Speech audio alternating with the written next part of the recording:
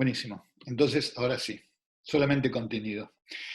Todas las explicaciones quedaron fuera de la grabación. Bueno, entonces nosotros empezamos el curso mirando problemas unidimensionales. Y lo hacemos por el hecho de que ilustran cosas importantes de los sistemas no lineales que ya aparecen en sistemas tan triviales como sistemas unidimensionales, como por ejemplo la coexistencia de puntos estacionarios aislados, la estéresis, son fenómenos muy importantes que ocurren en sistemas no lineales, aún en la dimensionalidad más baja posible. Con el espacio de fases es tan sencillo que no hay lugar para hacer cosas muy raras. Uno puede estar en puntos estacionarios y converger a los mismos, mucho más no puede hacer. Pero estamos introduciendo otro concepto importante, que es el de bifurcaciones, que es como pueden pasar cosas cualitativamente distintas, como que no existan puntos estacionarios o existan varios coexistiendo, y cambiando el parámetro, ir de una situación a otra. Este nuevo concepto de bifurcaciones, que el flujo se reacomoda cuando uno cambia los parámetros, es un concepto que uno puede aprender en una dimensión.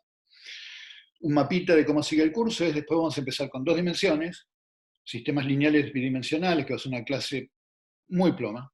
La clase que viene va a ser aburrida, tediosa, pero vamos a clasificar los sistemas lineales. Es una clasificación que va a servir para cualquier dimensionalidad y lo vamos a usar un montón, así que bueno, vale la pena ponernos de acuerdo con la notación y ordenar las cosas.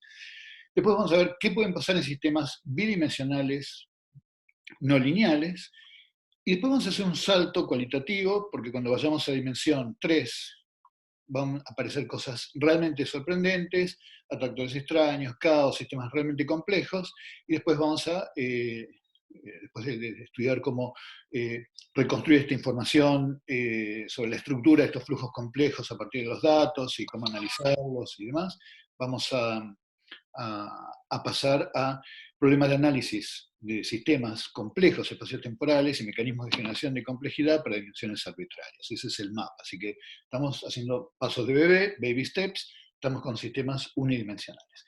Y en la clase pasada vimos un conjunto de ecuaciones que para ustedes pueden ser arbitrarias. ¿Por qué eligieron esas y no otras? Por ahora, que quede como una inquietud, pero que reflejan situaciones que van a ser ubicuas y genéricas. Entonces, parte de la materia en algún momento, lo que es el capítulo 8 del libro, va a ser cómo llevar a un sistema arbitrario a que en cierta zona del espacio de parámetros se encuentren que los cambios cualitativos vienen regidos por estas ecuaciones minimales. Entonces, así como son sencillitas, hay que estudiarlas con cuidado. Estudiamos una que era el atractor repulsor, que es cuando de la nada aparecen, digamos, el flujo de no tener puntos estacionarios, empieza a quedarse trabado en un par de puntos estacionarios, uno inestable y otro estable. Vimos la bifurcación transcrítica, donde el número de puntos estacionarios no cambiaban, pero se intercambiaba la estabilidad, y la bifurcación de Pitchfork, donde yo tenía un sistema que era simétrico respecto a las reflexiones, y para cierto valor de los parámetros, la solución que tenía la simetría del problema era la solución estable. Pero cuando cambiaba los parámetros, pasaba a soluciones estables, una u otra, simétricamente conjugadas, dependiendo de las condiciones iniciales, por lo que las soluciones estables, después de cierta bifurcación, tenían menos simetría que la ecuación diferencial, la bifurcación de Pitchfork. Vamos a hacer un súper repaso de las ecuaciones que describían eso, y vamos a seguir con lo que donde habíamos interrumpido, que era el problema de las simetrías imperfectas. Entonces déjenme compartir con ustedes primero el capítulo para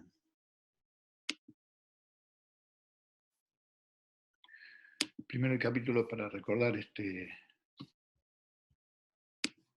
las ecuaciones que describen cada una de esas bifurcaciones. Entonces, el primer caso que habíamos analizado era que era la bifurcación de atractor-repulsor, que cada tanto a mí se me escapa y la llamo nodo-silla, porque en dimensiones más altas es un nodo y una silla, porque la que es repulsor en una dimensión, en dimensiones más altas, el resto de las dimensiones son atractoras. Así que cuando yo digo nodo-silla o atractor-repulsor, ténganme paciencia, porque típicamente en una dimensión me olvido decir atractor-repulsor, que sería lo más preciso. Entonces, está caracterizado por un coeficiente, que es el parámetro de control, y un término cuadrático, y entonces lo que veíamos era que cuando ocurría la bifurcación teníamos un atractor y un repulsor. Y esa la habíamos encontrado en el contexto de ecuaciones diferenciales más bizarras, como esta que estaba acá, que era la de la sigmoidea, en donde aparecía, moviendo los parámetros, una bifurcación de nodo silla para la aparición de este punto, y luego conseguía, moviendo los parámetros, otra bifurcación de nodo silla en la cual dos de estos puntos fijos desaparecían. Y habíamos visto también la aparición de la bifurcación de nodo silla en una ecuación diferencial en donde la topología no era R1 sino S1. Y esto daba lugar a soluciones periódicas no armónicas. Es decir, si los valores de los parámetros omega en módulo eran menores que 1, yo tenía dos puntos estacionarios, un repulsor y un atractor. Eso era un sistema excitable, porque si yo hacía del atractor una pequeña perturbación, decaía sencillamente, pero si lo perturbaba más allá de donde estaba el otro punto estacionario, daba toda una vuelta en el círculo para volver el punto. O sea, si yo estudio la proyección del coseno de esta fase, lo que tengo es un pico como el de una neurona, ¿no? Yo le perturbo un poquitito y no pasa nada, y la perturbo por encima del umbral y tengo un picote, y esa propiedad dinámica se conoce como excitabilidad. Pero localmente es una bifurcación de nodo silla. Y después habíamos estudiado, ¿qué más? Habíamos estudiado la bifurcación transcrítica, que era una bifurcación donde en el término de orden más bajo era un término de orden 1 para la variable dependiente, pero que estaba vinculado con el parámetro, o sea que desde el punto de vista del producto de parámetros y variables es completamente cuadrática. Ya lo van a entender a qué me refiero por eso, pero la gracia de esto es que 0 es siempre una solución, y después tengo otra solución, si yo doy cofactor común acá, esto es x por r menos x. Entonces tengo la solución de x igual a 0 como un punto estacionario, o x igual a r. Entonces, nada, los puntos estacionarios son o x igual a 0 o x igual a r, pero si estudio la estabilidad, para r menor que 0 tengo que el 0 es un valor estacionario y el 1 es un valor estacionario, perdón, y la recta es el valor estacionario x igual a r para r mayor que 0. Y por último habíamos visto esta bifurcación, que es la bifurcación de Pitchford, en donde yo lo que tenía era que para mu menor que 0, esto era una función que tiene una derivada siempre negativa, pero para mu mayor que 0, lo que tengo es cerca de 0, que esto se comporta como mu por x, como mu mayor que 0 es una recta pendiente positiva, y luego, sí, decrece. Entonces ahí paso a tener tres puntos estacionarios. Entonces, en esta bifurcación yo paso de tener un solo punto fijo para r menor que 0, que es estable, a tres puntos fijos para r mayor que 0. Y hasta ahí habíamos dejado la clase pasada. ¿Quién tiene alguna preguntita antes de empezar entonces con bifurcaciones imperfectas? ¿Vamos bien? Buenísimo. Genial, gracias. Saben que a mí en general en clase me gusta mucho ver la cara de la gente porque me guía un montón. Entonces esto de estar hablándome a mí mismo o a un documento me resulta súper, súper raro.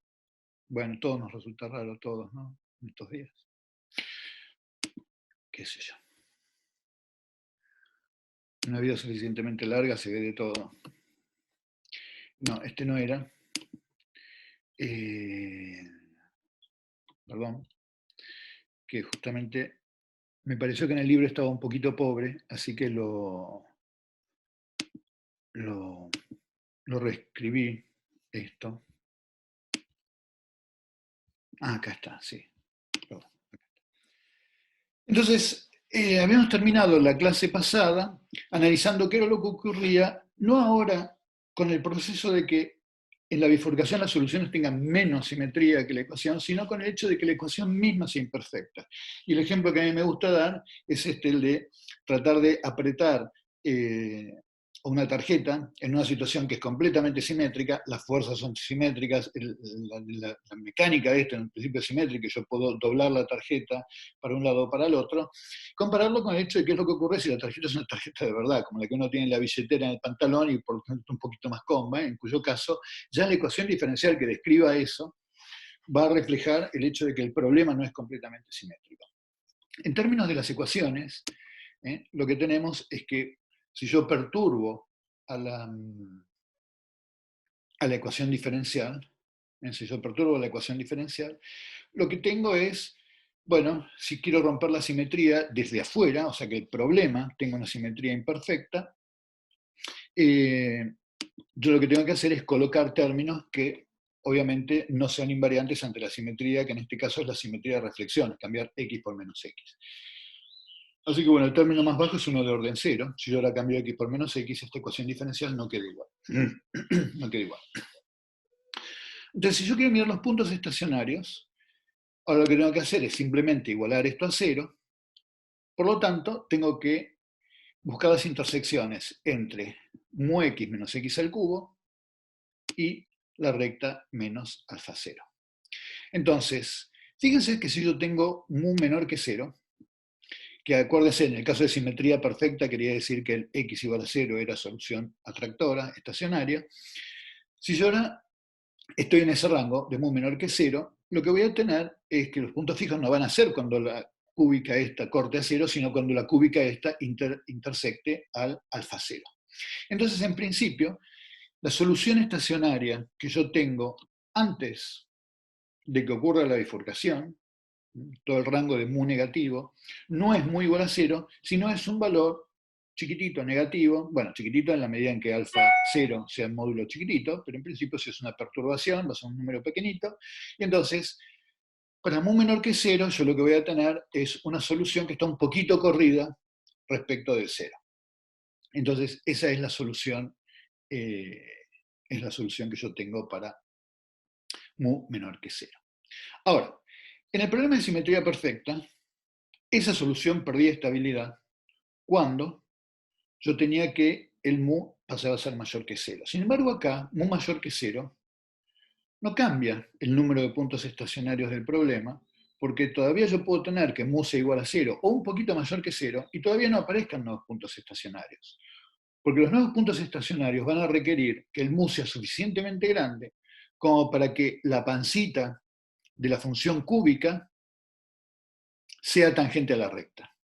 Es decir, yo empiezo a incrementar el mu y todavía voy a tener una situación como esta, en la cual el único punto estacionario es este, y este punto es un punto estacionario que es estable. Fíjense que el flujo acá crece y el flujo por acá decrece, porque acá el flujo siempre es menor, la derivada siempre es menor que cero, y acá siempre la derivada del campo vector dada por el campo vector va a ser siempre mayor que cero, así que tengo que este punto es un punto estable, y cuando mu es mayor que cero, todavía sigue siendo estable. Por un ratito sigue siendo el único punto estacionario estable. Y la condición de que aparezcan los nuevos puntos fijos, que ya no son de golpe aparecer dos puntos simétricos, sino aparecer un punto inestable acá y un punto estable acá, va a requerir que esto se haga tangente y que después mu supere el valor donde se produce la tangencia, y ahora sí voy a tener tres puntos estacionarios.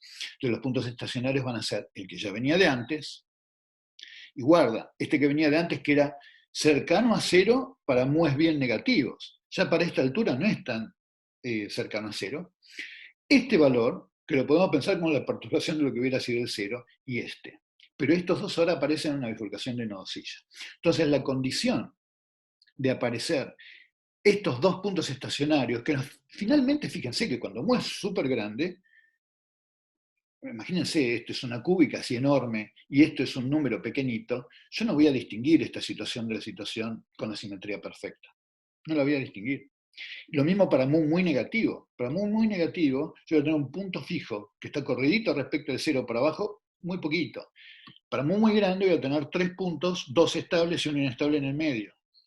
Es cerca de cero, que la situación es bien distinta. Entonces fíjense que la condición de la aparición de los puntos estacionarios es, por supuesto, que la cúbica sea tangente, a la recta, o sea que la derivada sea cero, y eso nos dice en qué valor o en qué valores eso va a ocurrir. El valor en donde eso va a ocurrir es en raíz de mu sobre 3. Yo derivo esto y voy a tener mu menos 3 veces x al cuadrado, entonces x va a ser igual a raíz de mu sobre 3. Entonces yo ya sé cuál es este valor, tuki, en donde se va a producir la tangencia entre la cúbica y la recta. Yo cuando hago esto, pierdo un poco el rastro del chat. A ver si puedo poner el chat a ver si tienen preguntas. Bueno, todavía nadie protestó, así que sigo. Buenísimo. Genial. ¿Es una pregunta, Flor? Ah, entonces, cuando es tangente, sí. Entonces, cuando es tangente, lo que tenemos es un punto estacionario, que es este, y otro punto estacionario, que es este. Débora, sí, sí, este archivo. Ah, este archivo, vos decís, este documento Word. Débora, vos preguntás si... Sí, sí, lo mando, lo mando. Lo mando por mail. Buenísimo. Entonces tenemos un punto estacionario y después dos puntos estacionarios, pero viste, es esta situación donde un punto estacionario es estructuralmente inestable. Esto quiere decir, cuando yo perturbo un poquitito los parámetros, este punto se convierte en dos puntos. Entonces, finalmente, lo que tenemos es, ¿en qué valor de los parámetros? Yo me puedo preguntar, ¿en qué valor de alfa cero, ¿ok?, ocurre esta bifurcación? Entonces, fíjense que eso es fácil porque eh, porque yo ahora sé cuál es el valor de x donde eso ocurre, y yo sé que entonces el valor del alfa en donde se va a producir lo puedo calcular simplemente sabiendo que el alfa tiene el mismo valor que la función en la tangencia, ¿no? Justo en la tangencia, justito en la tangencia, el alfa vale lo mismo que la función evaluada en ese punto que acabo de calcular. Entonces acabo de calcular el punto planteando que la pendiente es nula. Buenísimo, ya sé cuál es el x. Yo puedo calcular entonces cuánto vale la cúbica en ese valor, porque reemplazo ese valor de x en la fórmula de la cúbica. Y eso igual al h me da cuál es el h en el que se produce la bifurcación. ¿Se entiende la lógica? Entonces, yo ahora estoy calculando el valor de la cúbica evaluado en ese punto raro, y va a ser mu multiplicado por la raíz de mu sobre 3 menos raíz de mu sobre 3 al cubo, me da todo esto, y el alfa cero, el menos alfa cero, tiene que ser igual a ese valor. Y entonces acá yo obtengo una fórmula que me explica, en función de el mu, cuál es el valor en el que paso de tener un único punto estacionario a tres puntos estacionarios. Y por supuesto, eso lo puedo hacer tanto. Acá voy a apelar a un comentario parecido al que me hizo Débora la clase pasada cuando describía la bifurcación de nodo silla en el ciclo límite con el coseno. Yo voy a tener esta bifurcación que estoy analizando para valores positivas, o puedo tener esto con el h con signo contrario. Son problemas simétricos conjugados. O sea, yo puedo estudiar para h's negativos y tengo la rectita esta menos h0 acá arriba, o puedo tenerlo con h's positivos y voy a tener menos h por acá abajo. Entonces, para h positivo tengo esta curva, para h negativo tengo menos esa curva. Entonces, acá lo que estoy dibujando es, en función del parámetro mu, cuál es el valor de h en el cual se produce la bifurcación, la aparición de estos puntos estacionarios. Entonces, si yo vengo por acá, tengo un único punto estacionario, voy incrementando el valor de mu, tengo un único punto fijo, un único punto fijo, acuérdense que yo puedo subir el mu y todavía no tocar la bifurcación, o sea, la tangencia, y llega un momento en donde tengo un mu suficientemente grande como para que se produzca esa tangencia. Y en ese punto aparecen dos puntos fijos nuevos, entonces acá paso a tener tres puntos estacionarios. Y lo mismo ocurriría si yo estoy con un H positivo, entonces el menos alfa es esto, con un H negativo, perdón. Yo vengo por acá, tengo un único punto fijo, y cuando llego a este punto, tengo el valor de H, en el cual el mu es tal que se produce la tangencia y nacen otros dos nuevos puntos estacionarios, entonces acá paso a tener tres puntos estacionarios. Entonces, estoy en la misma situación que veíamos hace un rato no, en la clase pasada, en donde yo tengo una estructura en el espacio de parámetros con forma de cúspide, en la cual yo separo toda una región del espacio de parámetros donde existen tres puntos estacionarios de toda una región del espacio de parámetros donde existe un único punto estacionario. Entonces, entender este problema, como muchos problemas en dinámica no lineal, es decir, yo tengo un conjunto de ecuaciones diferenciales con un montón de parámetros, ¿Cómo parto el espacio de parámetros en zonas donde las soluciones sean cualitativamente distintas? Yo estoy en toda esta zona y voy a tener más o menos lo mismo. 3 puntos estacionarios, 2 estables y un inestable. Estoy en toda esta zona del espacio de parámetros, tengo solamente un punto estacionario. ¿Qué tal vamos hasta ahora? Bien, genial. Opa. Entonces, ahora podemos mirar esto mismo que estuvimos describiendo en términos de los puntos estacionarios y mu. Entonces, fíjense, ahora, para valores muy negativos de mu, yo tengo un único punto estacionario.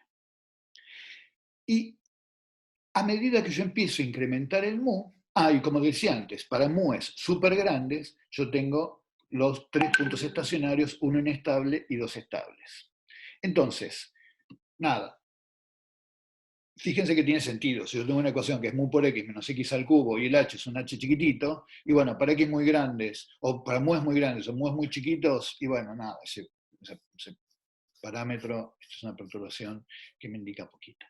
Pero en la zona donde ocurría la bifurcación hay un cambio cualitativo. Entonces lo que está ocurriendo ahora es que yo, al mu igual a 0, sigo teniendo un único punto estacionario. Un único punto estacionario. Entonces esta zona de mu positivo, pero en el cual yo lo que tengo es todavía un único punto estacionario, se corresponde en nuestro diagrama de lo que veíamos antes a una situación como esta. Yo estoy incrementando el mu, y el punto estacionario, este punto, es la continuación de lo que era mi único punto estacionario para mu menor que 0, y es este punto que tengo acá, que por supuesto se va corriendo hacia la izquierda. Y a partir de un cierto valor de mu, aparece una bifurcación de nodo silla estos dos puntos estables e inestables, que son los que se corresponden a estos dos en el esquema de f de x en función de x. Entonces, este es el diagrama de bifurcaciones mirando un corte para un valor dado de h. Entonces, acá yo lo que estoy haciendo es, en este diagrama de bifurcaciones, ponerme un h dado y estudiar qué es lo que pasa cuando cambio el mu. Y entonces lo que veo es este diagrama de bifurcaciones. Y otra manera de resumir ahora todo esto es hacer lo siguiente: haber graficado los puntos estacionarios en función de h para mu menor que 0, lo cual lo teníamos calculado de antes, ¿no? Porque para mu menor que 0, los valores estacionarios en función de h, nosotros lo que decíamos era para mu menor que 0, fíjense, para mu menor que 0, es esta situación, yo lo que me estoy fijando es, acuérdense que es esto es x, esto es las funciones f de x, que es la cúbica, y el h. Entonces, si yo tengo un h menor que 0, la función menos h es este punto que está acá, entonces si yo voy cambiando el h, lo que estoy haciendo es corriendo la curva esta verde hacia abajo, lo que tengo es un punto fijo, que si yo miro esto en función de h es un punto fijo que es así negativo, y después es un punto fijo positivo. Acá me dice si mu menor que 0 no te da puntos fijos imaginarios. No, vos lo que tenés es tus puntos, esto es un x en los reales, y vos estás buscando las soluciones reales. X, todo tu comienzo de la ecuación diferencial es cx punto igual a mu por x menos x cubo más alfa 0 con x real. Entonces estás buscando las soluciones reales. Bien, entonces, seguimos. Cambiando, buscando cuáles son los puntos estacionarios en función de h, vemos que es esta curvita, yo la tendría que mirar rotada para que quede clarita, y los valores de x de intersección para los distintos valores de h me dibujan esta curvita que estamos poniendo acá. Estos son los puntos estacionarios x en función de h para un mu menor o igual que 0. Entonces acá lo que estoy mirando es las cosas desde otra perspectiva, ¿no? Mu es menor o igual que 0 y me fijo los puntos estacionarios. Ahora, si mu es mayor que 0, yo lo que voy a tener es, ahora si quiero dibujar los puntos estacionarios, tengo esta especie de S, ¿no? Fíjense que si yo acá me voy a hacer exactamente lo mismo, tomo esta ecuación, este gráfico, donde tengo X, la cúbica y la recta, y me pregunto, ¿cuáles son los puntos estacionarios a medida que voy cambiando el H? para valores de mu mayor que 0, y dejo esto quieto, dejo el mu mayor que 0 quieto, pero voy cambiando el h, tengo un único punto fijo, un único punto fijo, un único punto fijo, de repente tengo 3 porque me aparecen estos dos, y este punto fijo que tengo acá siempre es inestable, punto fijo en esta zona. Entonces, yo ahora lo que estoy haciendo es de vuelta, mirando los puntos estacionarios, para un mu mayor que 0, cambiando el h, desde valores negativos, que me da entonces que menos h es esta recta que está acá, hasta valores positivos, que sería tener la recta por acá abajo. Entonces paso de tener un único punto estacionario a tener 3, a tener 1. Y ese es el dibujito que les estoy mostrando acá. Alguien me quiso hacer una pregunta y no. Entonces, un nuevo mensaje. Me perdí, Flor se perdió. ¿Quién es H? Buenísimo, empezamos bárbaro. Sí, sí, sí, yo retomo, gente. Yo retomo. Ah, sí, perdón. Sí, sí, con las notaciones. Es el alfa cero, tal cual. Listo. Perdón, Flor, sí, es el alfa cero. Es el alfa cero. Entonces, sí, me pasa todo el tiempo. Bueno, entonces, pero vamos a repasar el argumento. Yo ahora lo que estoy haciendo es tratando, nosotros hasta ahora estuvimos analizando qué es lo que pasa con las bifurcaciones para un H dado, cambiando el mu. Y ahora estoy mirando las bifurcaciones para un mu dado, cambiando el H. Entonces, para mu menor que 0, voy cambiando el H y me voy fijando que el punto estacionario pasa de negativo a positivo. Y para mu mayor que 0, paso de tener un punto fijo negativo a tener 3 puntos fijos y tener un único punto fijo. Entonces, si yo lo dibujo acá, es esto. Esto es entonces los puntos estacionarios en función de h para mu menor que 0 y mu mayor que 0. Y esta estructura que está acá resume todo lo que estuvimos mirando hasta ahora. Es decir, yo acá estoy dibujando el punto estacionario, este eje es el punto estacionario, este eje es mu, y este eje que está acá es h. Entonces, fíjense, yo voy a agarrar para un mu menor que 0, o sea, para acá, y voy a dibujar cuánto es x en función de h. Y lo que tengo es esta curvita que sube acá. Y si yo corto en un mu positivo, que es esto que está acá, lo que voy a tener es esta S que tengo aquí. Entonces, si yo hago la continuación de las S y las morfeo en estas especies de sigmoides, por llamarlo de alguna manera, lo que tengo es el dibujo de una sábana a la que le hago un pliegue. ¿Ok? Entonces, la cúspide esta de la que estamos hablando siempre es la proyección que indica la separación en donde, si yo subiera por acá, intersecto a la sábana en un único punto, de la zona en la cual, si yo intersecto a la sábana, la intersecto en 3 puntos distintos. ¿Okay? Entonces, este diagrama resume todo lo que estuvimos viendo para las simetrías imperfectas. Tener una zona del espacio de parámetros con un único punto fijo, que es fuera de la cúspide, y una zona del espacio de parámetros donde tenemos 3 puntos fijos. Y los 3 puntos fijos, imagínense, es como si yo agarrara una aguja de tejer y la atravesara acá, tuki, a través de la sábana, y la intersecto en 3 puntos. Esa es la estructura de los puntos estacionarios de este problema con simetrías imperfectas.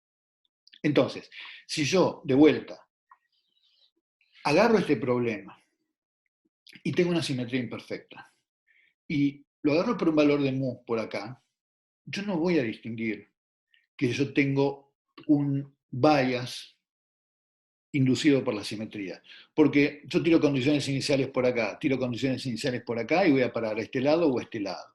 O sea, si yo estoy bocha lejos de la bifurcación, un problema con simetría imperfecta es como un problema con simetría. Pero, si yo estoy en una solución estable, que es la parecida a la simétrica, y voy moviendo el parámetro,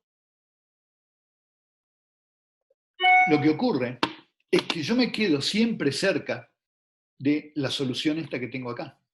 Es como cuando yo les mostraba que en mi tarjeta de crédito, que está chanfleada porque está en un portadocumento que está siempre en mi pierna, yo aprieto la tarjeta y de 100 veces que yo haga el experimento, las 100 veces se va a doblar en la misma dirección. ¿Ok? Porque el sistema lo que hace es seguir con esta solución y la prefiere respecto de las otras. Pero como con la tarjeta de crédito, yo aprieto, voy a la solución esta, pero hago fuerza suficientemente, tuki, y ahí la doblo, y paso a tener a la solución simétrica conjugada. Entonces vamos a hacer, no tengo acá los documentos, sino hacíamos un experimentito. Pero bueno, esa es un poco la idea. ¿Qué tal, gente, con esto? ¿Cómo vamos? ¿Se entendió?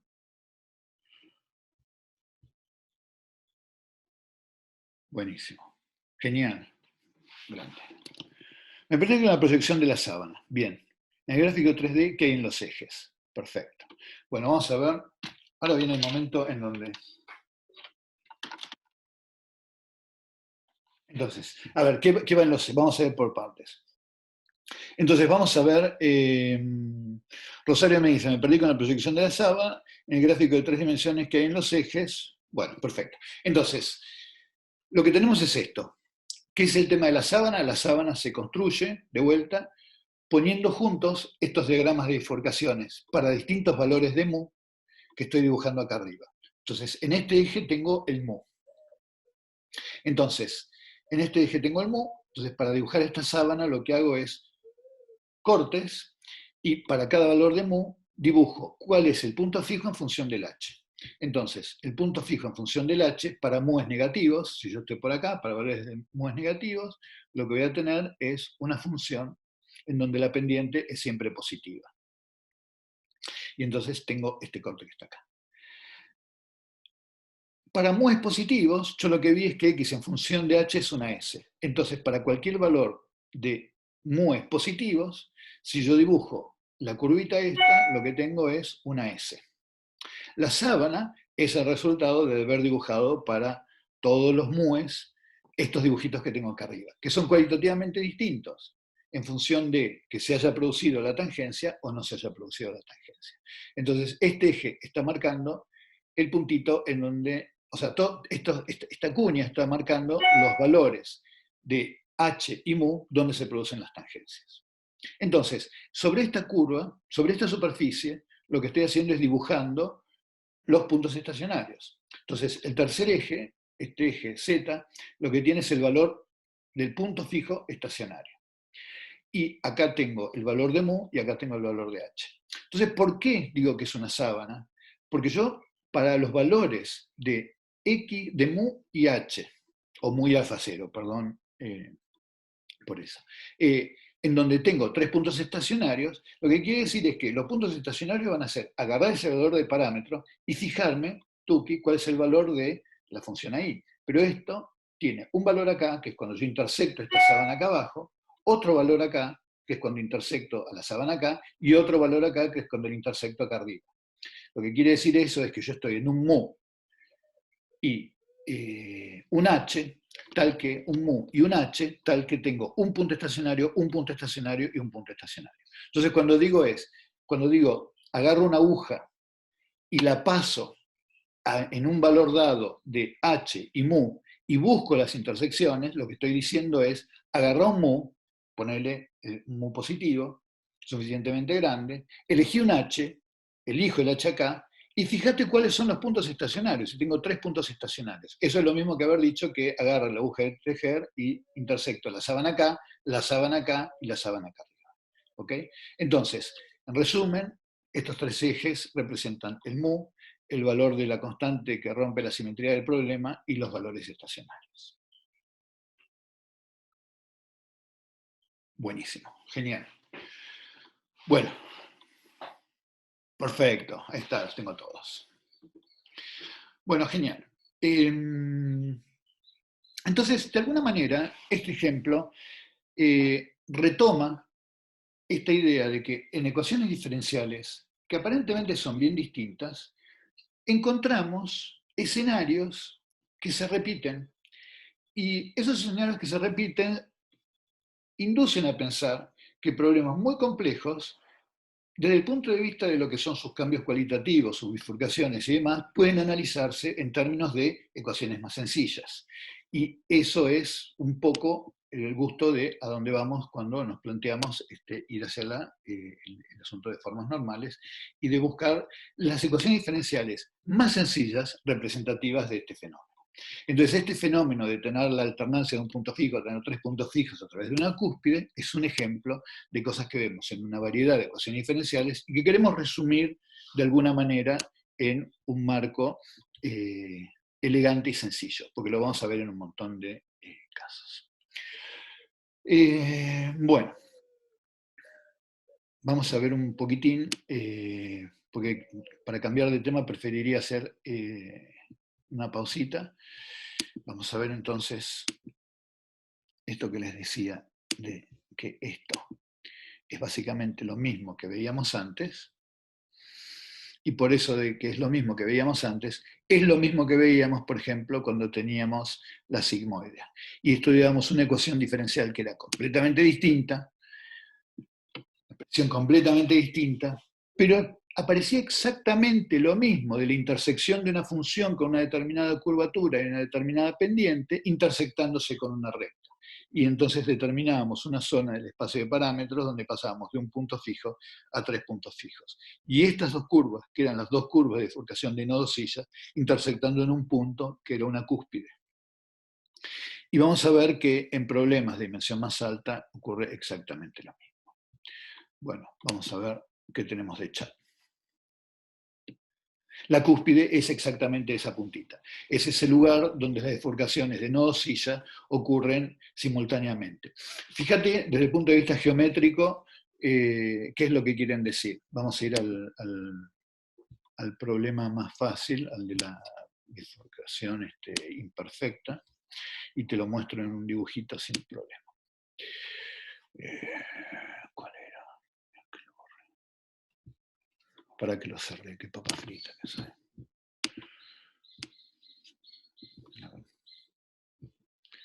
¿Dónde lo habré guardado?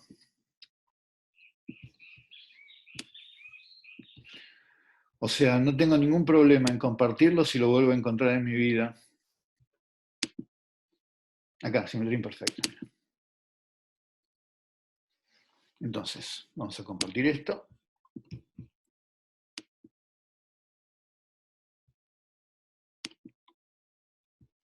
Qué risa les debe dar ver a uno haciendo todas estas payasadas. Acá está. Entonces, fíjense,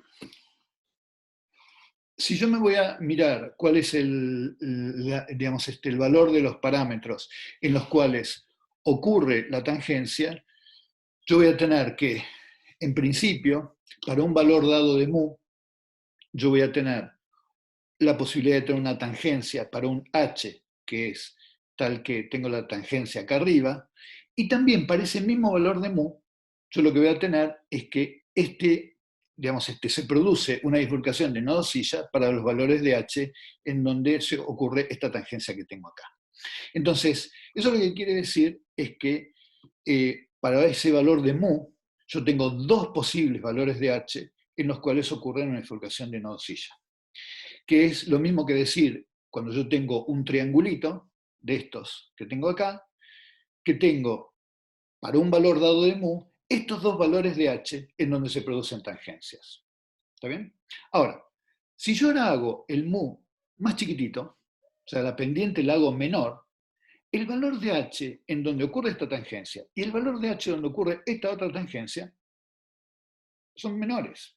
O sea, están más cerquita los valores de h para un mu más chiquitito donde se producen las dos tangencias, ¿no? Yo ahora voy a un valor de mu más chiquitito y me pregunto cuál es el valor de h de la primera tangencia y el valor de h de la segunda tangencia, y esto se produce a una distancia mucho menor. Y de vuelta, bajo el mu más y los dos valores de h están casi pegaditos, es esto que está acá. Entonces, el valor de mu, en donde se produce la tangencia, es el valor de mu donde estas dos rectas, en donde se producen las tangencias, coinciden. Entonces, la cúspide es ese valor tan degenerado que dos bifurcaciones de nodo-silla están ocurriendo exactamente al mismo tiempo.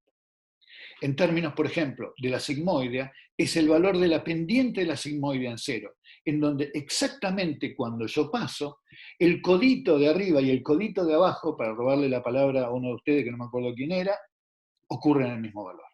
Entonces, es un valor muy singular del espacio de parámetros, en donde cosas muy distintas pasan cuando yo perturbo.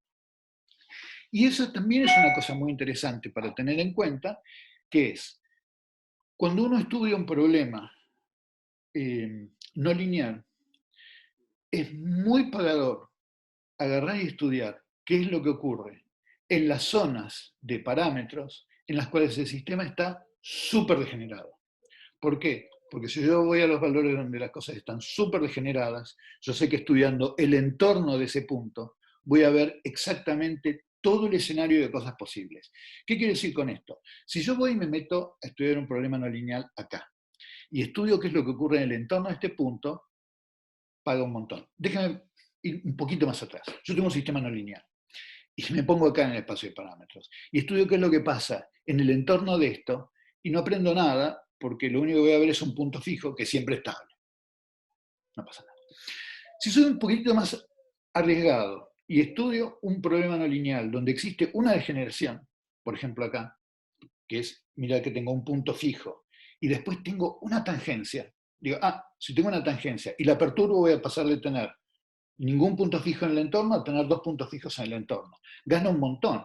Yo estudio esto en un lugar donde el sistema está un poquito degenerado y gano un montón, porque sé que cambiando los parámetros tengo este cambio cualitativo. Ahora, si yo voy a este problema y me recontra riesgo y voy a este punto y estudio un lugar donde están las cosas súper degeneradas, yo sé que si lo perturbo en términos paramétricos al problema, yo voy a tener todas las soluciones posibles del problema. La zona donde tengo un único punto estacionario, la zona donde tengo tres puntos estacionarios, la zona donde tengo la desaparición del de arriba, la zona donde tengo la desaparición del de abajo. Entonces, la idea es, cuanto más degenerado es el problema desde el punto de vista de la parte lineal del campo vector, más rico es el estudio y más paga el estudio de sus perturbaciones. Porque yo agarro el problema donde más degenerado es y puedo estudiar desde el punto de vista perturbativo lo que ocurre en el entorno. Y yo sé que después no pasa absolutamente nada. Entonces, si uno quiere animarse a estudiar un problema realmente muy degenerado desde el punto de vista lineal, tiene por métodos perturbativos la posibilidad de entender qué es lo que ocurre en una zona enorme del espacio de parámetros. Bueno, voy a dejar de compartir esto y creo que había alguien en el chat que me estaba preguntando acá. ¿La bifurcación de pesos? Exacto, exactamente. Uno podría pensar la bifurcación de Pitchford, que ahí Marcos pregunta si la bifurcación de Pitchford se puede pensar como una degeneración de este problema, y sí, porque sería agarrar en la cúspide, agarrar el problema exactamente en el medio. Y de hecho, eso destaca el hecho de que toda bifurcación que tiene una simetría perfecta es una bifurcación muy degenerada.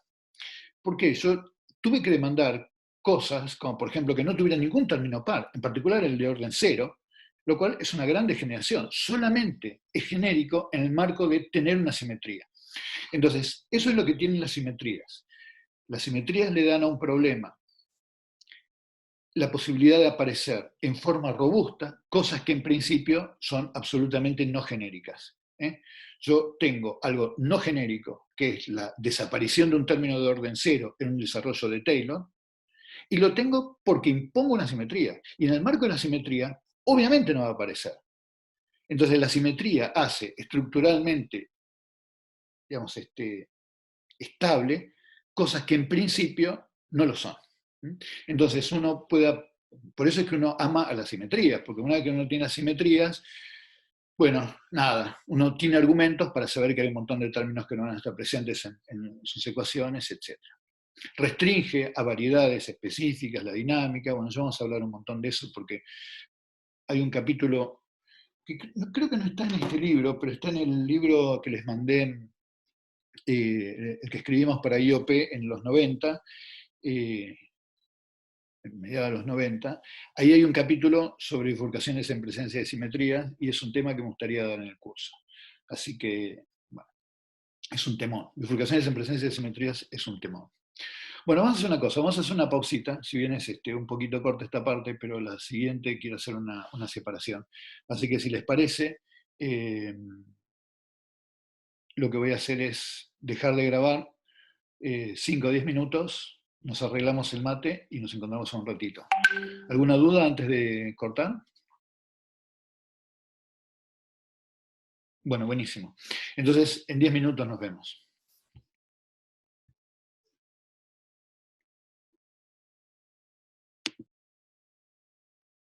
La grabación, aquí está, grabación. Entonces, lo que vamos a analizar ahora es el problema de por qué mirar problemas unidimensionales. Es decir, está bien, son modelos de juguete paradigmáticos que reflejan ciertos cambios cualitativos, ciertas cosas que aparecen en sistemas no lineales, pero van a aparecer sistemas no lineales unidimensionales o bidimensionales. Y la respuesta es sí, y no solamente van a aparecer, sino que van a aparecer en marco de problemas descritos por ecuaciones continuas, es decir, ecuaciones diferenciales agregadas parciales no lineales. Entonces, el problema de por qué yo puedo tener una dimensionalidad muy baja tiene más que ver con un problema de dinámica y de cómo ciertas variables colapsan rápidamente a variedades invariantes, en las cuales la dinámica puede ser descrita con un número menor de variables que en el problema original. Entonces, para estudiar ese problema, déjenme contarles esta historia. Vamos a ver si estamos acá. No, esta no.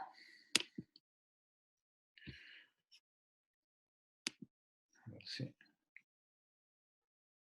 Ceros. Esto debería ser.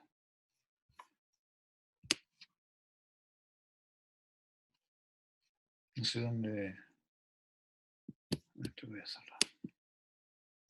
Acá. Listo.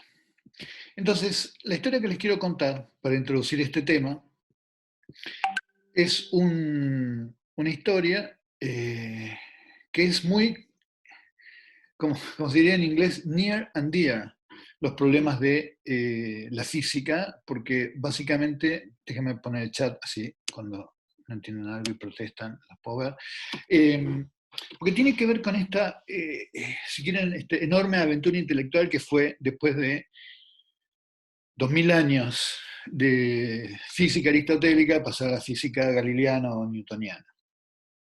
Básicamente uno se la pasa toda su formación académica desde la escuela secundaria, universitaria y demás, tratando de incorporar la física newtoniana, que no es la que nos resulta obvia. O sea, la física que nos resulta obvia es la física aristotélica. Es decir, yo para que algo se mueva lo tengo que empujar, si no, no se mueve. Eso es lo que nosotros mamamos de chicos porque vivimos en un mundo altamente disipativo.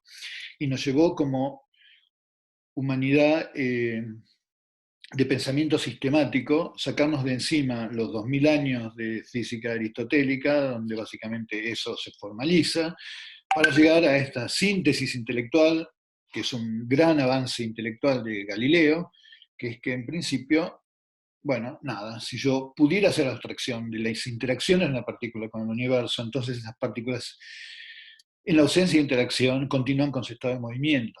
Idea que retoma Newton, no solamente como una de sus leyes, sino después como para cuantificar cómo va a ser el apartamiento de ese estado de movimiento, es decir, plantear ecuaciones para las aceleraciones.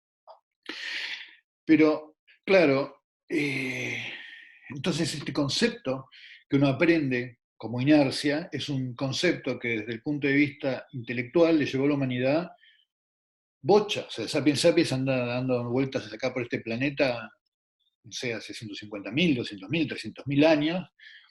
2000 años atrás empieza a pensar sistemáticamente en estas cosas y recién en el siglo XVIII llega a esta idea de que la verdad existe este concepto de inercia y si yo no tuviera interacción con el universo, las cosas continúan en su estado de movimiento. Entonces vamos a mirar uno de estos problemas desde la perspectiva de cuál es la dimensionalidad del espacio de fases en función de la dinámica que ocurre. Entonces, para mirar ese problema, vamos a mirar esto, que es un péndulo que está sometido en un tambor con aceite. O sea, este es un péndulo físico. Pero en este péndulo físico le voy a poner algunas cosas adicionales. Primero le voy a poner un pequeño resortito, un pequeño resortito, y además lo que le voy a poner es este tambor que gira con aceite, de manera tal que el aceite lo empuje, y yo puedo ejercer un torque sobre el sistema. Entonces yo puedo ejercer un torque, Tengo además una constante de restitución, que es un resorte, y tengo la gravedad. Todo eso tengo. Entonces, si yo planteo las ecuaciones del problema, ¿eh? Lo que tengo es la aceleración angular, tengo el torque producido por la gravedad, tengo un término disipativo, tengo el torque que estoy metiendo porque está en un tacho con aceite que le estoy haciendo girar, y tengo un elemento restitutivo que depende de las constantes restitutivas del problema. Entonces, yo acá tengo una ecuación de orden 2, o si quieren, dos ecuaciones diferenciales ordinarias de orden 1. Pero el tema está en qué medida este problema realmente necesita de la inercia o está regido por fundamentalmente la disipación. Entonces es el problema que yo quiero investigar. Entonces, típicamente yo digo, si tengo un problema altamente disipativo, me puedo olvidar de la inercia. Eso es un argumento que lo usamos todo el tiempo, ¿no? Yo tengo un péndulo físico y tengo muchísima disipación, me olvido del término de la inercia y listo. Sin embargo, en este problema tenemos un lío, que es que si nosotros decimos, si la inercia no es importante, porque le gana la disipación, elimino este término, y bueno, si lo hago la pobote, me encuentro con que también estoy eliminando uno de los driving forces del problema, porque parte de la dinámica está ejercida también por la gravedad. Entonces, no es tan fácil decir cuál es el balance entre disipación e inercia que determina cuál es la dimensión efectiva de este problema. ¿Okay? Entonces, lo que nos vamos a preguntar es cómo hacer una proyección de este problema en una dimensionalidad, a una dimensionalidad menor, en este caso inducida por la disipación, de manera prolija. O sea, ¿cómo puedo hacer para, de manera prolija, reducir el número de variables de este problema? O, dicho de otra manera, despreciar el efecto inertivo en estas ecuaciones. Entonces, lo primero que vamos a hacer, que es algo que vamos a hacer siempre en nuestro análisis de una ecuación diferencial, es elegir las escalas temporales piolas. ¿Por qué? Porque fíjense que si yo escribo las cosas en escalas temporales pavotas, me complico la vida al divino botón. Imagínense que yo tengo un problema que está escrito por que va a tener una solución oscilatoria, y yo tengo una solución que es coseno de omega t, y yo cada vez que derivo me va a aparecer un omega al cuadrado, etc.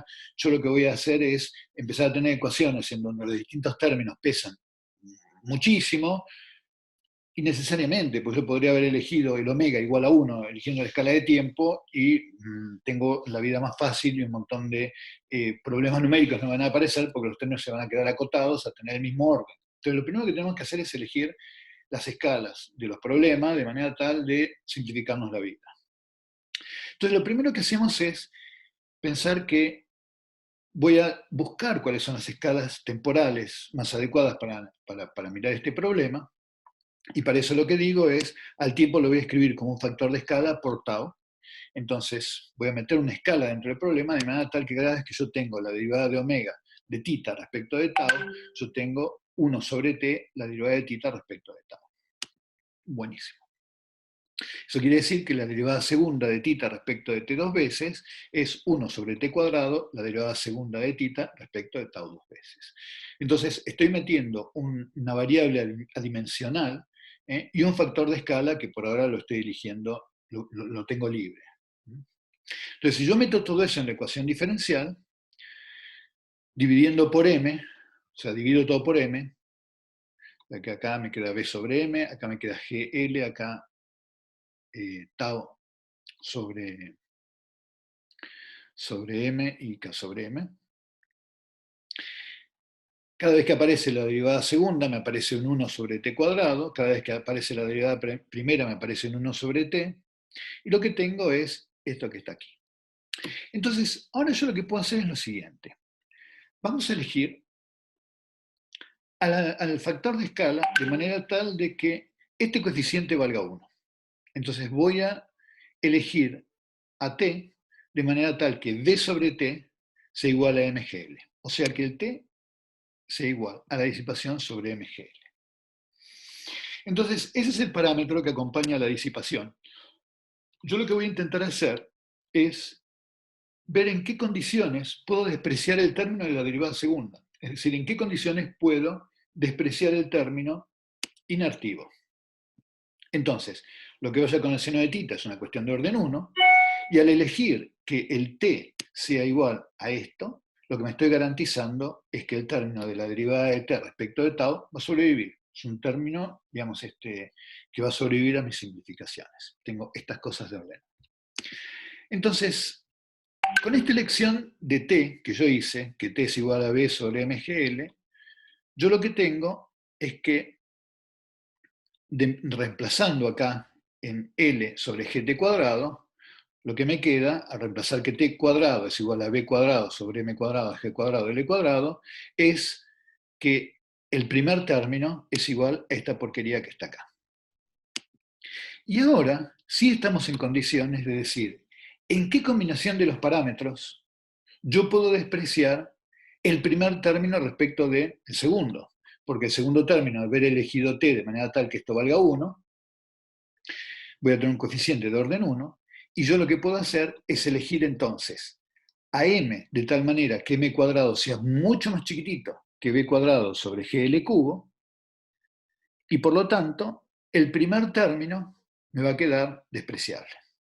Porque L sobre GT cuadrado, si yo elijo que todo esto sea menor que 1, o sea que m cuadrado sea mucho más chiquitito que b cuadrado sobre gl cubo, me permite despreciar esto respecto de estos términos que tengo acá.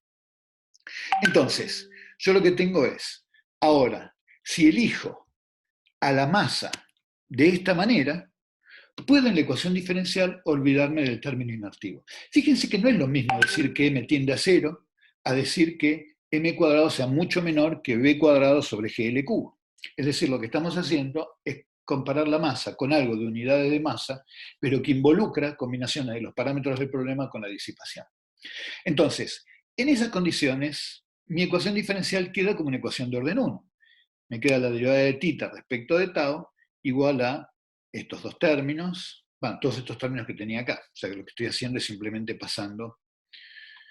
Estoy despreciando esto que está acá y me quedo esto del lado de la izquierda y mando esto a la derecha. Y me queda esta ecuación, que es una ecuación de orden 1.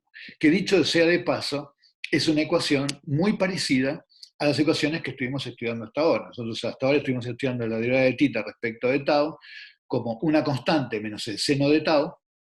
Ahora la única diferencia es que le ponemos también una restitución lineal, pero es básicamente lo mismo. De hecho, le podemos sacar el resorte y nos queda simplemente que la derivada de tita respecto de tau es tau sobre mgl menos el seno de tita.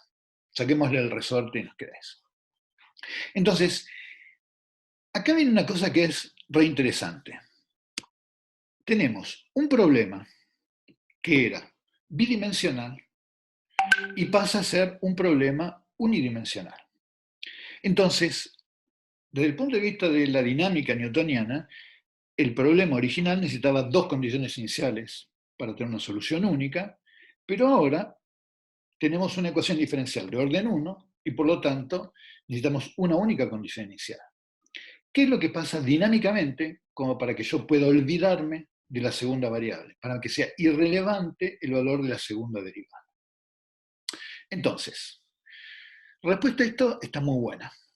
Entonces vamos a escribir el problema en el lenguaje que venimos escribiendo las cosas, como sistemas dinámicos. Entonces nuestra ecuación diferencial va a ser un número que elegí muy pequeñito, por la elección de los parámetros que elegí, por la derivada segunda de tita respecto de tau dos veces, más la derivada de tita respecto de tau, igual a todo esto. Entonces, si yo lo escribo como un sistema de ecuaciones de primer orden, yo con lo que me encuentro es con que este problema se puede escribir de la siguiente manera.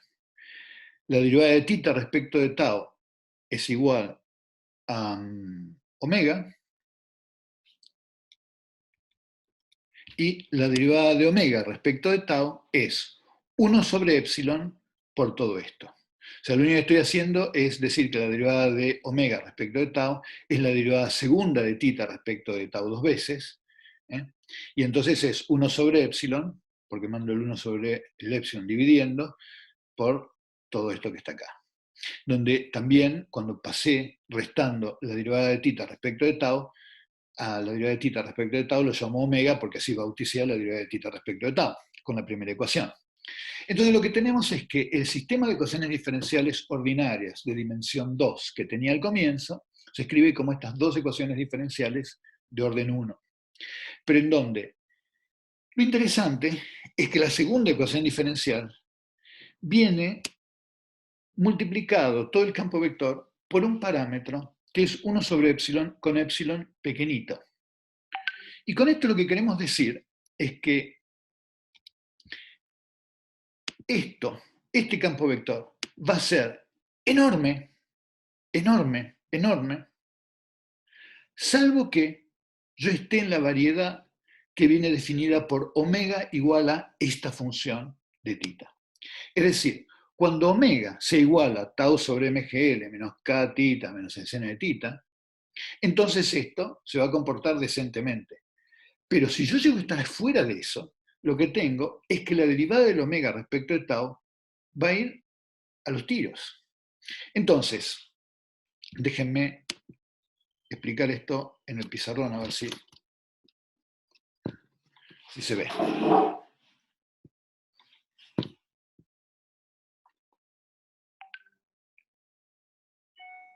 Entonces,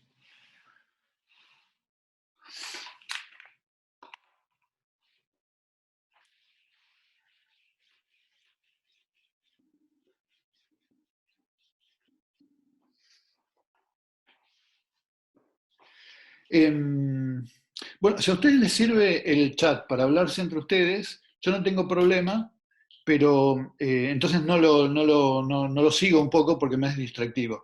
Entonces tenemos que elegir o que me hagan las preguntas por el chat o que se pongan a chotear entre ustedes. Si se ponen a chotear entre ustedes, ya le dejo de dar bolilla porque me distrae. Si me preguntan a mí, lo miro cada tanto. Así que nos ponemos de acuerdo en la metodología. Para mí es lo mismo. Si a ustedes les sirve ponerse a chotear entre ustedes, esto es para ustedes. Pero entonces ya les aviso que no lo voy a estar mirando, porque si estoy mirando y es una conversación entre ustedes, ya ahí me distrae porque tengo que andar viendo no solamente la pregunta, sino qué le están contestando y si están contestando mal, entonces me es muy distractivo. Entonces después nos ponemos de acuerdo cómo vamos a usar el chat. Entonces sigo con la explicación, si me acuerdo por dónde iba. Entonces, lo que teníamos era tita, omega, que son las variables del espacio de fases. Entonces, la ecuación diferencial viene escrita como la derivada de tita respecto de tau es igual a omega, y la derivada de omega respecto de tau es igual a 1 sobre epsilon de menos omega más una cierta función de tita y omega. Entonces, la idea es, como epsilon es un número muy pequeñito, que eso es el parámetro con el que nosotros dijimos que íbamos a representar que el problema no era inertivo, esto que está acá, que es cuán rápido se mueve omega, puede ser enorme en la medida en que yo no esté sobre esta superficie. Entonces, esta superficie es una determinada superficie, omega, función de tita. ¿Podrás correr la compu o el pizarrón? Porque justo da el reflejo donde le escribiste, no se llega a ver. Ah. Ahí está. ¿Ahí? Gracias. Buenísimo. Entonces, vamos de vuelta. La ecuación diferencial es la derivada de tita respecto de tau igual a omega, y la derivada de omega respecto de tau es 1 sobre epsilon de menos omega más f de tita omega. Entonces, yo acá dibujo cuánto vale omega igual a f de tita omega, y lo que digo es, si yo estoy fuera de esa curva, porque yo tengo que el omega es más grande que f de tita omega, lo que voy a tener es que omega, en función del tiempo, va a los tiros. Entonces, omega tiene una derivada negativa enorme, o sea que el omega tiende a decrecer muy rápidamente y me acerco mucho a esta variedad. Y cuando estoy en esta variedad, no, ya estoy tranqui. Omega se puede comportar tranqui, la derivada es prácticamente nula, ¿eh? Y lo que voy a hacer es estar siempre viviendo sobre esto que está acá, sobre la variedad de omega igual a f de tita omega. Lo mismo si yo estoy con una condición inicial por acá.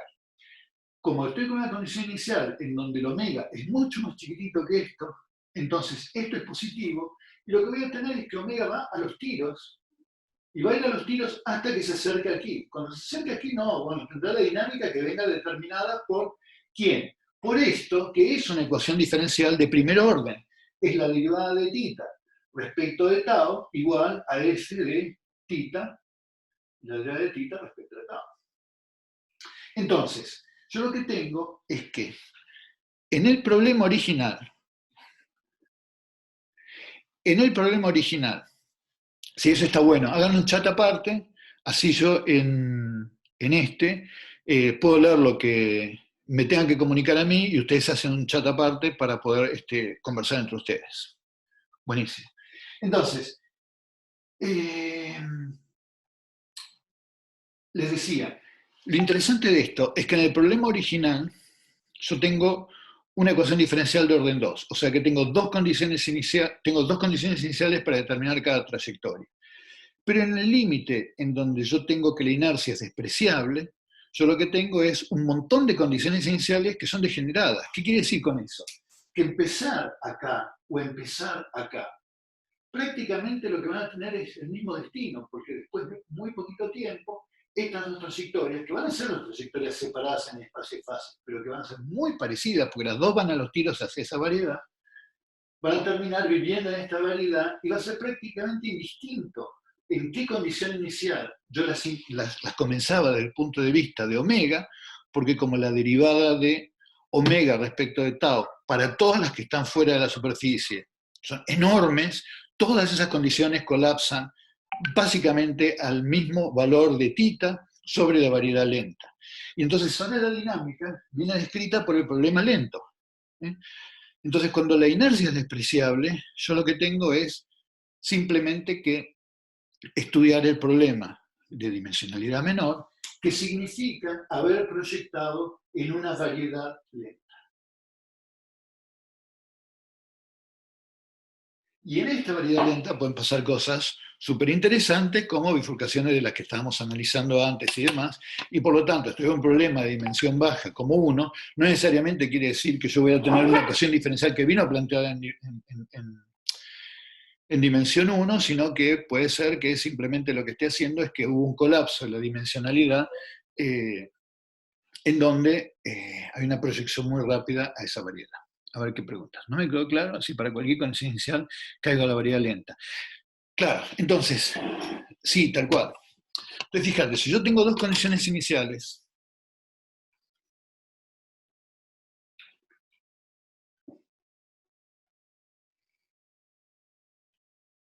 entonces normalmente, si yo tengo dos condiciones iniciales y este epsilon no es tan chiquitito, yo lo que voy a tener es una trayectoria, supongamos que después sobre la variedad lenta hace esto, y después voy a tener otra trayectoria que va haciendo esto. Como sistema dinámico, esas dos condiciones iniciales siempre van a tener futuros distintos, porque cada punto tiene un único futuro. Ahora, por supuesto, si yo tengo un épsilon muy chiquitito, estas dos trayectorias se hacen arbitrariamente cercanas. Entonces, si vos te imaginás cuál es el efecto de hacer un épsilon tendiendo a cero, el efecto de hacer un épsilon tendiendo a cero es que estas dos trayectorias muy rápidamente se transforman prácticamente en la misma. Entonces, el efecto de tener un épsilon tendiendo a cero hace que esas dos trayectorias prácticamente converjan a ser indistinguibles muy rápidamente. ¿Ok? Y entonces, no, la velocidad del colapso no es la misma, porque vos tenés que, para cada una de ellas, va a estar dado por cuál es el valor de esto que está acá, y como los valores del tita omega no son exactamente los mismos, van a ser ligeramente distintas. Pero para dos cosas que están alejadas de esto, van a ser para las dos cosas enormes. Entonces, no son iguales, pero son enormes para los dos. Entonces, estas dos trayectorias, que estoy dibujando acá en rojo, para epsilon tendiendo a cero, se hacen dos trayectorias muy cercanas. Muy cercanas.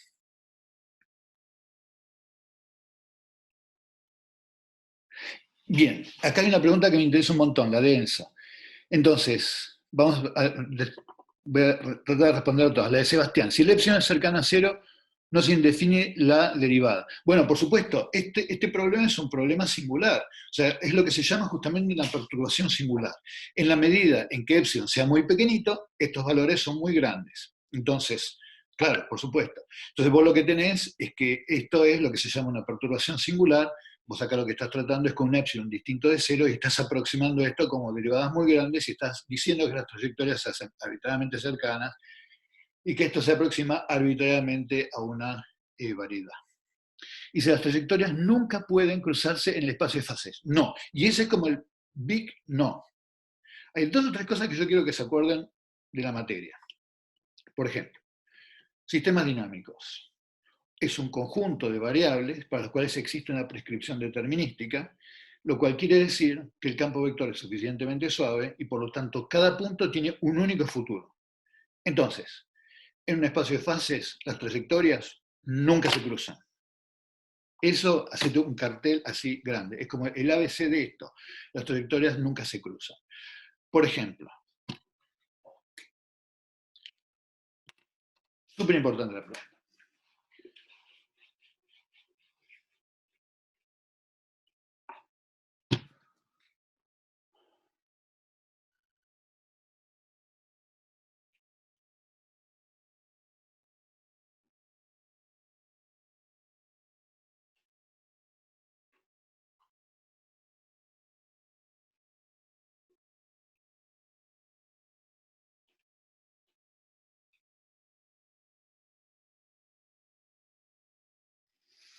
Entonces, acá nos vamos a detener porque es una pregunta que me interesa un montón. Vamos a borrar esto porque si no, no lo van a ver y voy a hacer un dibujito acá. Entonces, una dimensión. ¿Qué podés tener en una dimensión? En una dimensión podés tener un punto estacionario y podés tener una trayectoria que se acerca al punto estacionario, una trayectoria que se acerca al punto estacionario. Vos no podés tener en una dimensión, una trayectoria que venga por acá y que vuelva por acá. Cada punto tiene un único futuro. Yo tengo x punto igual a una f de x. En una dimensión, lo único que puedo tener es un punto estacionario y para cada punto yo lo que sé es cuánto vale su derivada y nunca voy a tener el problema de que no sé para dónde voy. No puedo ir para adelante y para atrás en x en el espacio de fases. Cada punto tiene un único valor que viene dado por cuánto vale el f del x. Entonces, en un punto, en una dimensión, lo único que puedo tener es converger a un punto estacionario. Nada más. O estar en un punto estacionario. Dos dimensiones. Por ejemplo, un péndulo que desde el punto de vista de su espacio de configuración es unidimensional. Yo tengo el resorte. Desde el punto de vista de las configuraciones, es un problema unidimensional. Pero desde el punto de vista del espacio de fases, esto es x punto igual a y punto igual a menos k por x, es decir, tengo dos ecuaciones diferenciales ordinarias de primer orden, y entonces yo lo que tengo es que la dinámica viene descrita por un circulito. Y ya está. O sea, una vez que vos te haces la película de dónde estás en X, suponete que este es el X0. ¿Dónde estoy en X? ¿Y cuál es mi derivada? Ya está. Lo único que tenés es la curva que pasa por ese punto. Y listo, no tenés nada más. Entonces, si ustedes están en un sistema en donde Nada, tiene un circuito. Lo empiezan a forzar periódicamente.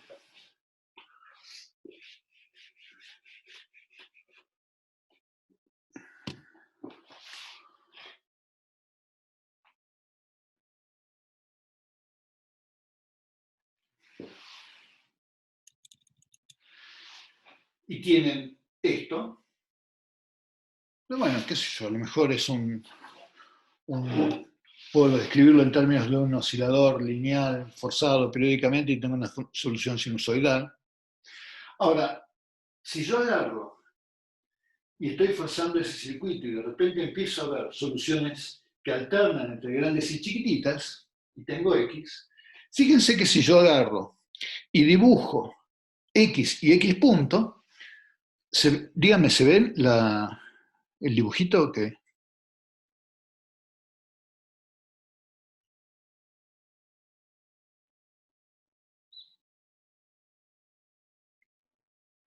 Entonces esperen que termine la... A ver, hay varias preguntas. Antes de seguir con esto. ¿A qué llamas variedad? Bueno, entonces para nosotros una variedad va a ser una superficie o una curva. Es decir, si yo tengo una variable, a ver, nuestro problema unidimensional, yo lo que tengo acá es omega como una función de mi tita, ¿ok? Una función de tita, y esta superficie suave, esta curva suave lo voy a llamar, es a lo que me estoy refiriendo por variedad. Por ahora es eso. Hay una cosa que me confundía, que es que en algunos libros... Claro, entonces, vos lo que tenés es, en el caso de tita y omega, vos tenés menos pi y tenés pi, y lo que te tenés que acordar es que la topología de esto es que menos pi y pi están identificados. Entonces, a eso lo tenés que pensar como que estás agarrando, en realidad, un cilindrito y lo estás abriendo entre menos pi y pi. ¿Eh?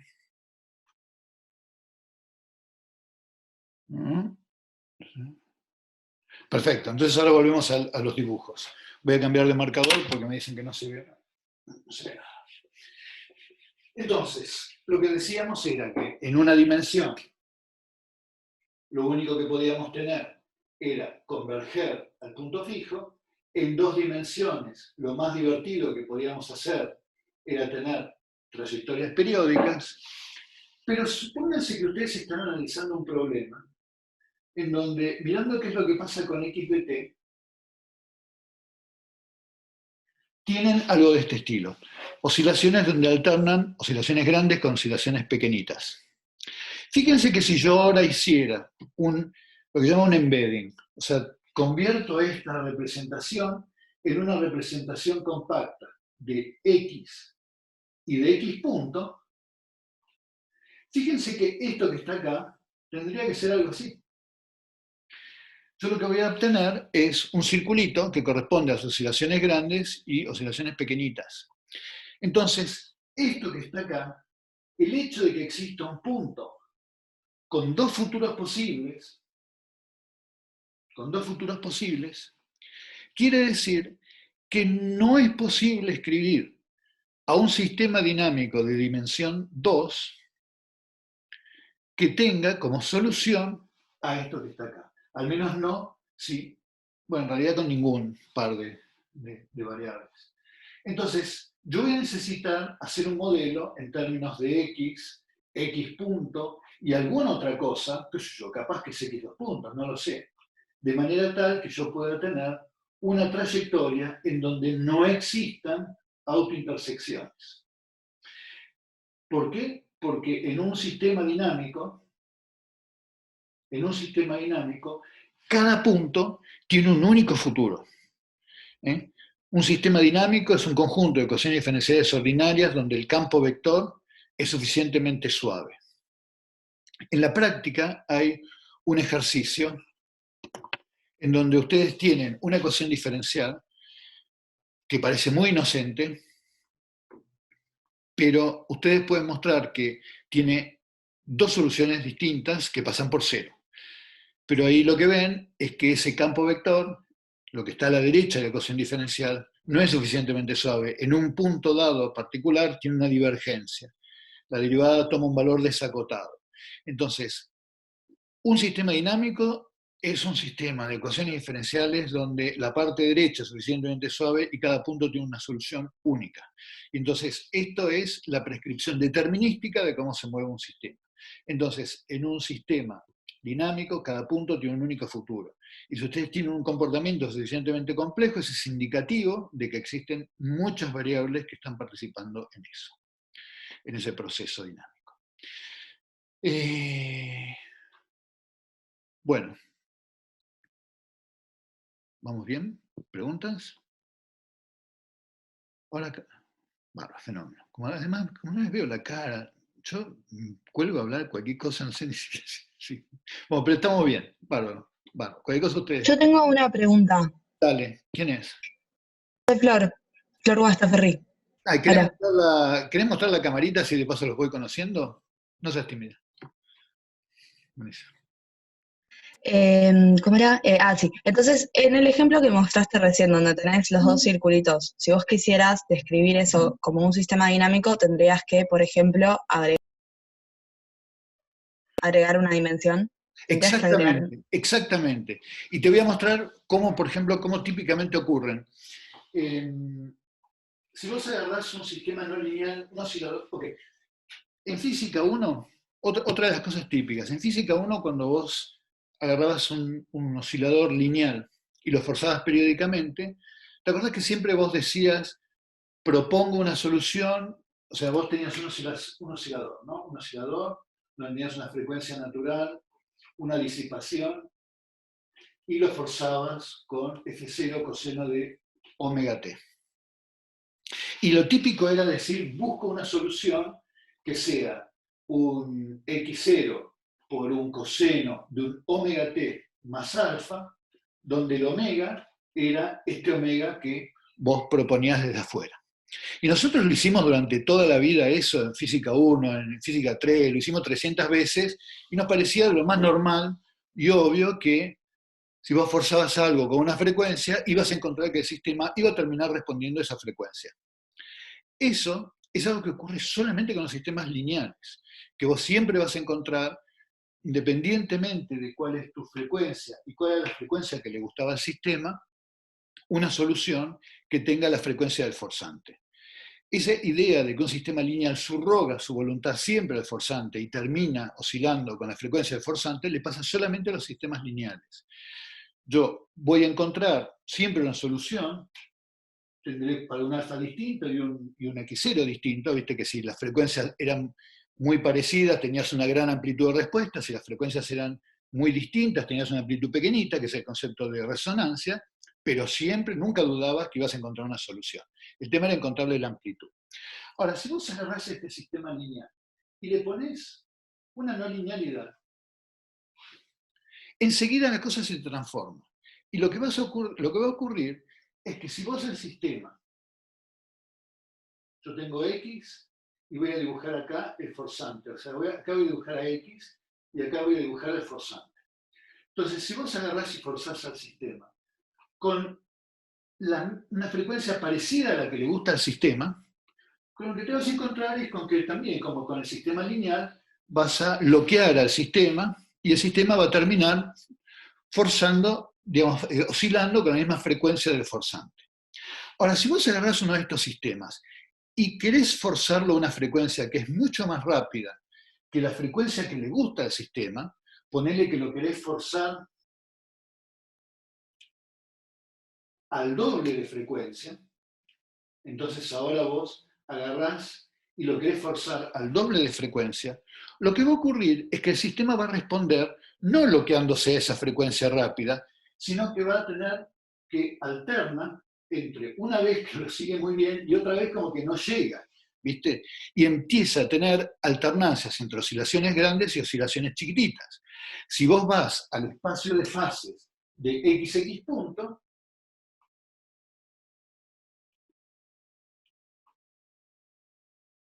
tendrías cosas de este estilo que no son un sistema dinámico. Y sabemos que en un sistema forzado periódicamente necesitamos las tres variables. Necesitamos X, ponele X punto X, y también necesitamos al tiempo, que en este caso particular, como interviene a través del coseno de omega t, lo único que hace falta es estudiarlo desde 0 hasta la frecuencia del forzante, y una solución de este estilo es una solución en donde voy dando una vuelta por acá, cuando llego a un valor distinto, y tengo que dar otra vuelta hasta llegar al punto original. Entonces, en el sistema, en el espacio de fases, esto lo vamos a ver más despacito más adelante, pero en el espacio de fases, que está constituido no solamente por X y X puntos, sino por X, X punto y la fase, esta solución que está acá es una solución que nunca se autointersecta. Entonces, si vos quisieras reducirte al X, X punto, tendrías una intersección. Pero cuando tenés el X, X punto y la fase, tenés la manera de hacer una de las dos vueltas en la primera parte del forzante y después volvés en la segunda parte del forzante a terminar tu ciclo original. Entonces tenés que tu solución se repite cada 2 veces el periodo del forzante. Entonces, como es tal cual vos dijiste, agrandando el espacio de fases, lográs describir a esta solución en el marco de un sistema dinámico. Pero si lo quisieras proyectar en un XX punto, no podés. Fíjate que si nosotros vamos a lo que era la primera clase, en la primera clase habíamos dicho lo siguiente, a ver si la puedo abrir.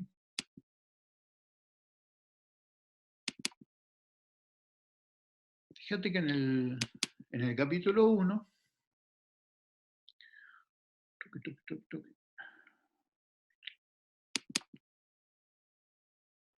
a ver, vamos a buscar ahora compartirla. Déjame compartir acá la...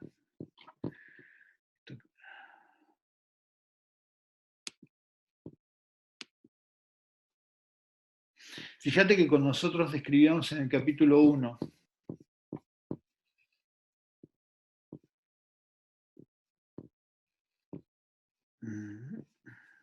los campos vectores y las trayectorias, decíamos, una observación.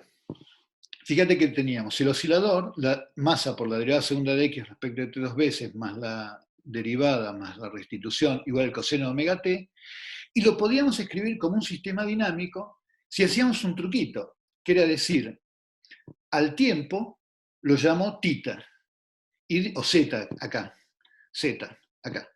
Y entonces digo que la derivada de z respecto de t es igual a 1. Y estoy diciendo exactamente lo mismo, pero ahora tengo 3 ecuaciones diferenciales en donde en la derecha tengo solamente las variables dependientes. Entonces, yo puedo escribir un sistema no lineal forzado periódicamente, aumentando la dimensionalidad del espacio de fases, que es considerando que el tiempo es una fase más, es una variable más. Y le pongo una dinámica trivial, que tita, la derivada de z respecto de t sea igual a 1. Pero entonces lo transforma mi problema bidimensional forzado periódicamente en un problema autónomo, un sistema dinámico donde cada punto tiene una solución única, pero en un espacio de fases más grande. Entonces, esta es otra asignatura que vamos a estudiar, y vamos a estudiar un montón en algún momento en la materia, y que es una cosa interesante, que es que así como, por ejemplo, en un sistema lineal unidimensional, la gran asignatura, la gran cosa que te aparece distinta cuando vos consideras un sistema no lineal es que te aparecen puntos fijos aislados, una de las cosas más interesantes que aparece en un sistema no lineal dinámico es que los osciladores, las cosas que tienen sus frecuencias características, cuando vos los querés forzar, no responden bloqueándose como los sistemas lineales. Te responden de una manera un poco más rebelde. Vos querés ir al doble de frecuencia de lo que le gusta, te va a responder una de cada 2 veces. Vos querés ir a 3 veces lo que le gusta al sistema, se te va a enganchar, pero va a ser una oscilación grande y 2 chiquititas, una grande y 2 chiquititas. Esos comportamientos se conocen como subarmónicos. Y de hecho, cuando el sistema ya se revela y no responde un número de, digamos, con soluciones periódicas ante ese forzado, es cuando el sistema va a un sistema, a una evolución que vamos a caracterizar como caótica.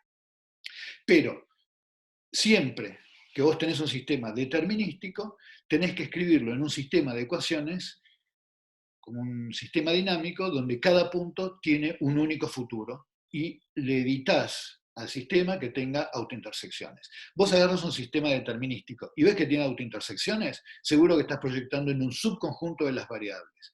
Siempre tenés que encontrar la manera de tener suficientes variables para que cada solución tenga, cada punto tenga un único futuro.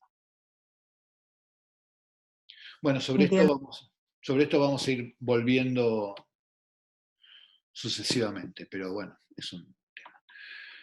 ¿Está bien, Flor? Sí, entendí, gracias. Vale. Ahí está Débora, sí, es lo que acaba de contar. Cuando vos tenés un forzante periódico externo, vos lo podés transformar en un espacio de fases autónomo, redefiniendo al tiempo, exactamente. Bueno, gente, ¿qué les parece?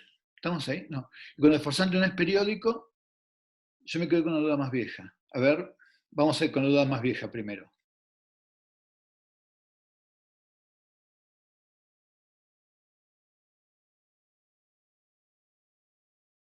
Cuando mostraste, T. Bueno, dale, seguí escribiendo la pregunta, mientras tanto le contesto a Rosario mientras tipeas la pregunta, Débora. Entonces, Rosario, cuando vos tenés que el forzante es un forzante no periódico, la idea es que si esa solución no periódica la podés escribir como solución de un sistema dinámico, esa solución no periódica seguramente ya viene para generarla con un espacio de fases de dimensión mayor que 3. Entonces tu problema va a tener la dimensionalidad de lo que estás forzando, más el sistema dinámico cuya solución es lo que estás forzando, y eso seguramente es un sistema de dimensión bastante más alta.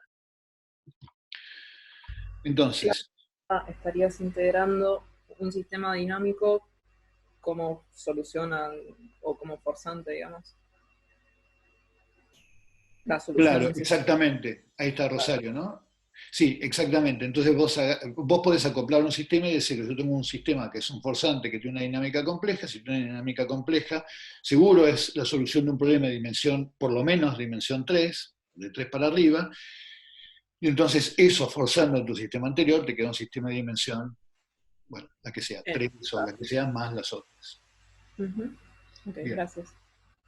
Yo me quedo una más vieja, cuando mostraste T no tenés que tener cuidado con Nico. Bueno, entonces, en principio, digo, no puedes elegir cualquier T. Entonces, acá lo que... no sé a qué te referís con el muestreo. Entonces yo acá lo que tengo es la reconstrucción de un espacio de fases simplemente tomando la derivada, o sea, con un T arbitrariamente chiquitito, y el T es suficientemente chiquitito como para que vos tengas que tus soluciones numéricas te convergieron. Pero no sé si estoy entendiendo tu pregunta. Ah, vos decís T en términos del periodo del forzante. Bueno, entonces acá lo que estamos haciendo es, vos acá lo que estás forzando es, vos tenés una frecuencia natural, le integraste con un número de pasos en donde tenés una buena descripción de tu sistema determinístico, y vos lo que estás forzando es con una solución que tiene del orden de, lo que te estoy mostrando es que estás con el orden del periodo o un múltiplo del periodo 2, 3, 4, 5 veces. Por supuesto, si vos querés forzar con frecuencias súper altas y demás, y querés estudiar eso numéricamente, tenés que tener mucho cuidado para hacerlo. Pero acá lo que estamos hablando es de tener tu sistema dinámico con una frecuencia característica y la aparición del subarmónico 2, porque estoy forzando con el doble de frecuencia. Estoy lejos de cualquier problema por acá.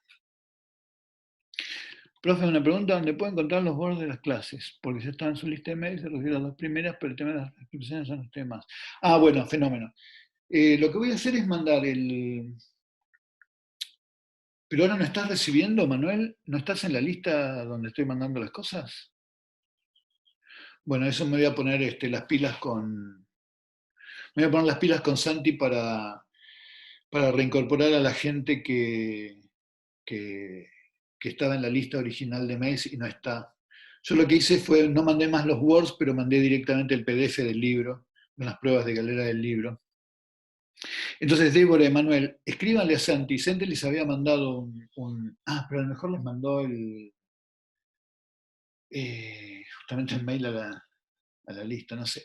Bueno, escríbanle a Santi, todos los que no estén anotados en la lista. Bueno, genial. Bárbaro.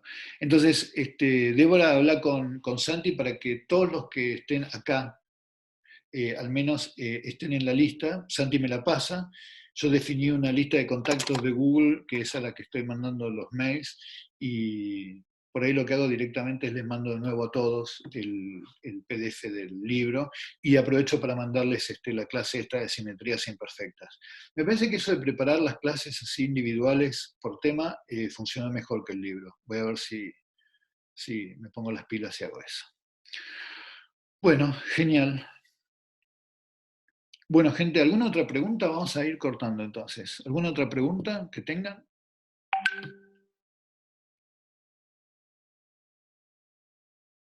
Bueno, bárbaro. Ustedes van a tener la práctica. Yo creo que a partir de la semana que viene lo que voy a hacer es poner un par de horas en donde pueda hacer un Zoom, y no va a ser al aula, sino va a ser a mi Zoom particular, porque el aula esta la compartimos con otros profesores. Cada aula virtual está compartida en todo el horario de clases por distintas clases. Entonces, nosotros tenemos este hueco de la clase en el aula virtual de 9 a 2 de la tarde, pero después se usan para otras cosas. Entonces, yo lo que voy a hacer es mandarles un link a un Zoom de mi Zoom particular, para que me hagan preguntas o conversen o lo que quieran sobre la materia. Entonces, probablemente podrían ser los miércoles y jueves. ¿Quién está cursando cosas miércoles y jueves a la tarde? ¿Y en qué horarios?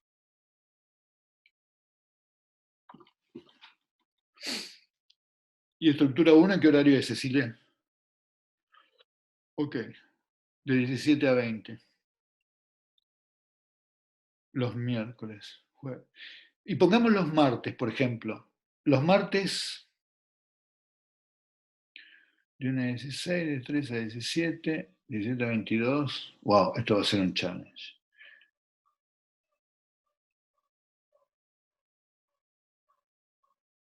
Sí, vamos a hacer un doodle, porque esto se va a hacer medio complicado. Son un montón, gente. ¿Cuántos son?